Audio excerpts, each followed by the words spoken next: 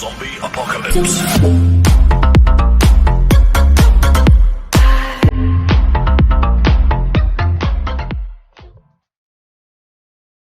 Hello mga pangyaws. Andito kami sa sa terminal ng Central. Number 260 ang bus papuntang Repulse B. Papunta kami doon kasi niyaya ako ng ng mga kaibigan ko na mag-beach doon. So first time ko na magpunta doon. So adventure. So ito na. Biyahe na kami around mga 30 to 41 minutes I think ang biyahe. So ito yung Hong Kong guys, Central Hong Kong. So yun, first time ko rin magpunta doon. Tingnan ko kung kasi ah, ano pala yun, maganda daw doon sa sa Raffles Beach. So tingnan natin guys para malaman natin na sa mga na dito, alam nila na pero ako hindi pa. So first experience guys, mag-adventure kami doon. So yan, ganda ng ng bukid, parang nandito lang tayo sa Pilipinas, mga bukid, maraming mga magandang building. Ito yung yung tunnel, nagpass tayo sa tunnel. May mga tunnel pala dito. Tapos ayan, may pa yung bus. Kami mga walo, siyam ba yata kami. Mag lang kami doon sa beach. Magkita-kita lang kami doon. Ang sunod nito guys, yung yung Deepwater Bay Beach. So, yung Deepwater Bay Beach, ito yung makikita natin ngayon dito. Maganda din siya, pero maliit lang siya kaysa sa Repulse Bay Beach. So, hindi siya malawak. Pero maganda siya, may mga marami ding naliligo din dito. Kasi malinis yung tubig nila. Hindi ko alam kung ano ang history dito sa sa Deepwater Bay Beach. So, lang ang ko,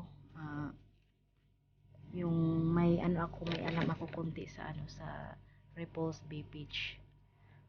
So yan guys, makikita natin ang ganda. Ang ganda ng ng beach. Malinis. Mas lalo na yung sa Bay Beach. Sa sa Repulse Bay Beach. Maganda kasi dun sa sa Repulse Bay. Sabi lang nila kasi first time ko rin na magpunta. So tingnan ko kung ano ang kalalabasan nito, kung maganda ba talaga. Ito yung entrance ng Deepwater Beach. Deepwater Bay Beach. Ang ganda din Nakita yung bukid. Parang andito lang tayo sa ba?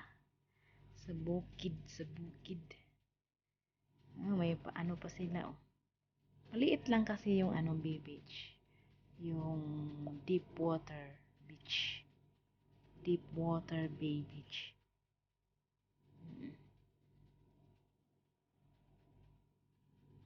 Ang ganda din marami ding naliligo dito. Ayan.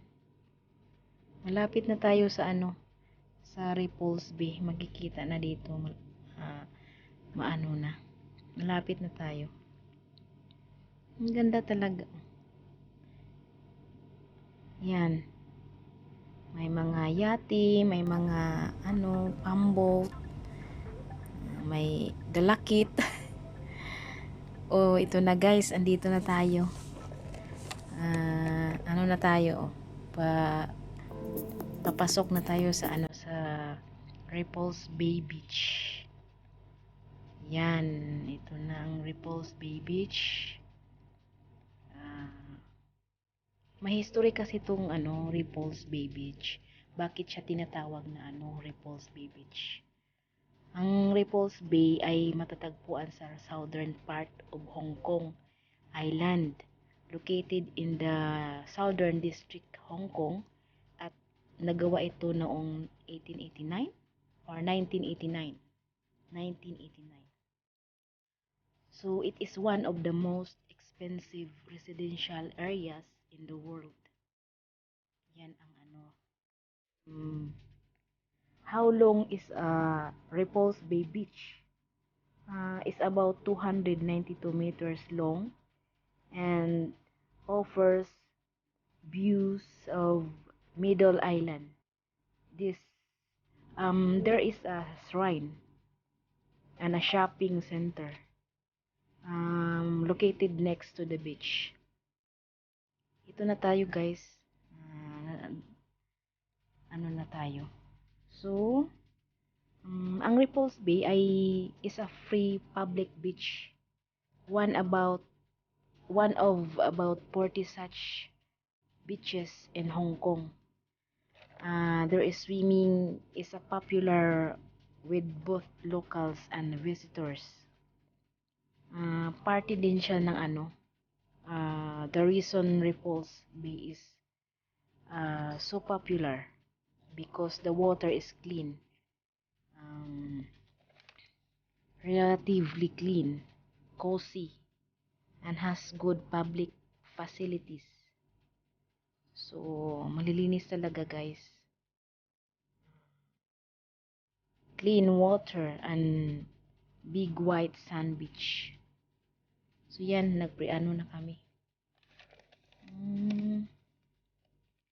Yan, ang ganda ng ng mga kahoy, mga talisay, mostly talisay yung yung tree. Yan, malinis. Yung sand dito, parang malalaki. Hindi gaya sa atin sa Pinas na ang pino. I mean, tiny. Dito, parang siya, crack stone. Parang malaki-laki siya sa sand. Yan, ang ganda talaga dito. Tingnan nyo. Relaxing. Maraming mga Pilipino. Pero mostly dito mga Pinoy at saka may mga ibang lahi din. Yung yung may mga din, may mga Hong Kongyan, may iba-iba din na nagpunta dito. Yan. Ang ganda talaga ng mga nila. Yan ay yung pagkain namin. Yan, lang kami, sharing. Para yan. Yung mga mga kaibigan ko, mga kasama ko, mga yan. Mga big timer. Big timer. Yan.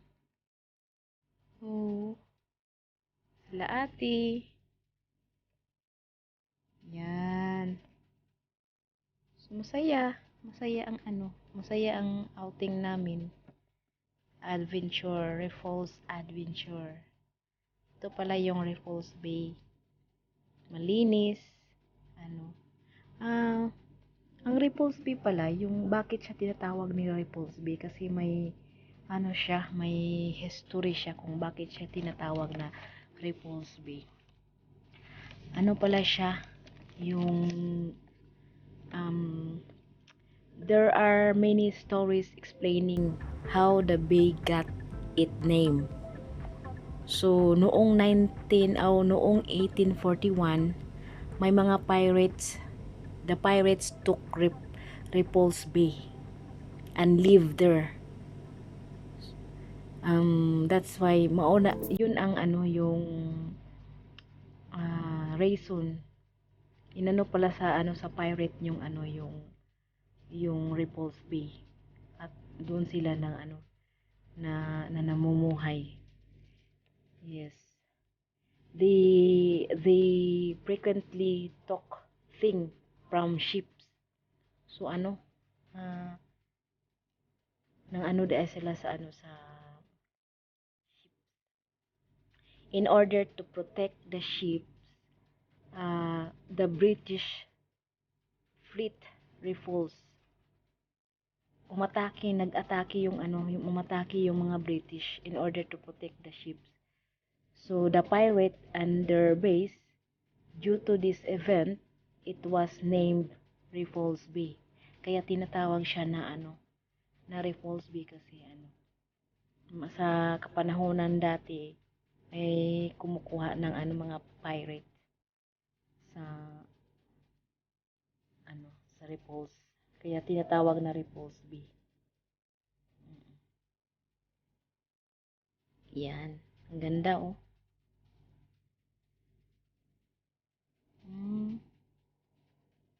Ganda talaga. Malinis siya. Malinis yung ano, yung tubig. Marami talaga ang ano, binabalik-balikan nila dito yung ano, yung pang ano nila, pang pasyal-pasyal nila dito. Maligo. Marami talaga ditong maliligo. Ito yung mga tao, ano pa to, hindi pa to ano, maya-maya mga ano, mga afternoon. Marami na to. Afternoon na kasi hindi na masyado mainit.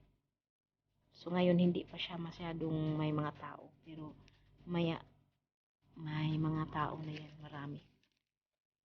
Yun, makikita yung ano, yung mga building. Ang ganda talaga. Sa ano, sa Repulse Bay. Yan. Ang ganda. O yung ano nila, yung sand. Ano, ano siya, parang crack stone. Ang ganda talaga, ano. Higa-higaan. Okay. Yan. Pero hindi ako naliligo, guys. Hindi ako naligo kasi takot talaga ako sa dagat.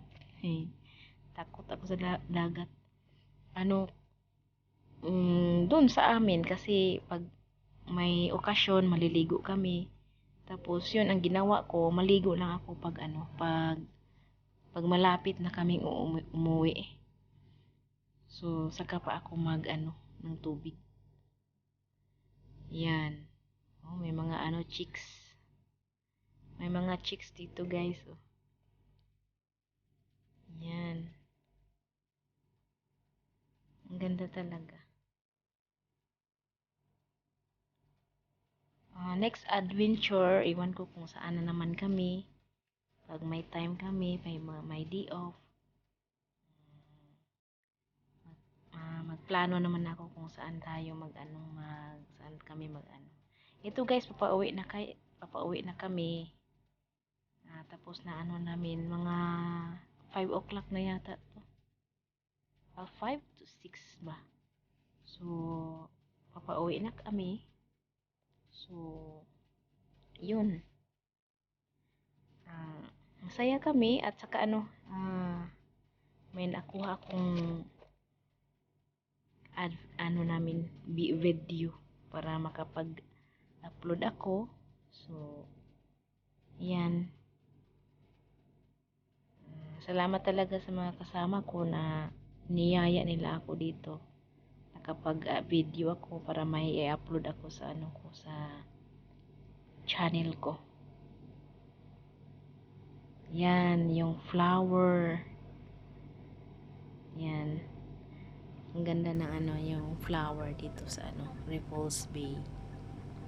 May mga flower din doon sa ano, pero hindi ko na videohan yung flowers. Marami doon sa ano, sa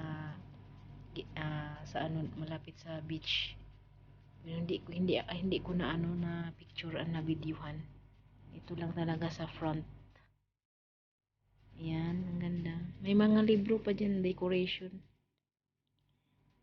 Hindi ko na ano.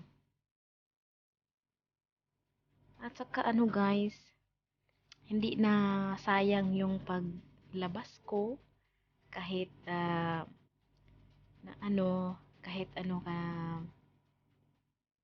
hindi ako nakapagtrabaho sa day off ko.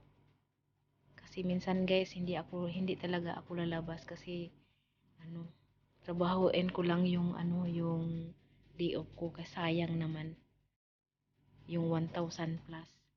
So, sabi ko may magpamasahe ba sa inyo? Kaya mayroon naman, so hindi ako na zero that time. So, magmasahe din ako. Lahat, kung gusto nyo, pwede. Lahat at ano sa katawan nyo. Depende sa request nyo. Sa ulo lang ba? Sa likod lang ba? Or sa kamay lang ba? Sa tiil lang ba? Kahit ano. Anuhin ko yan. Yan, sideline ko din yan. Kasi ano, hindi talaga ako maglabas. Kasi sayang yung day off ko. Ah, itrabaho ko na lang. Kasi sayang. Pero, kaya sumama ako kasi sabi nila may magpamasahe. So, yan, sumama ako kaya hindi na zero yung ano, yung day off time ko. Parang parang nag-ano lang din ako.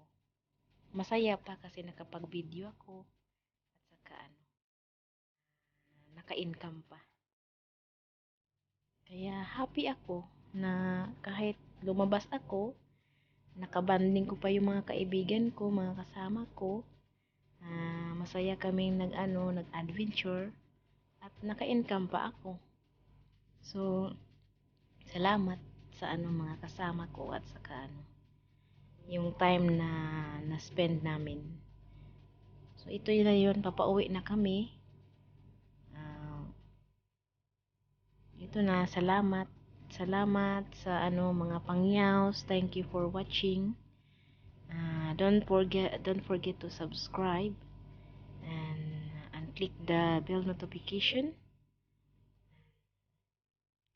para makita ninyo yung mga upload ko na bagong video. So, thank you guys. Bye-bye. God bless.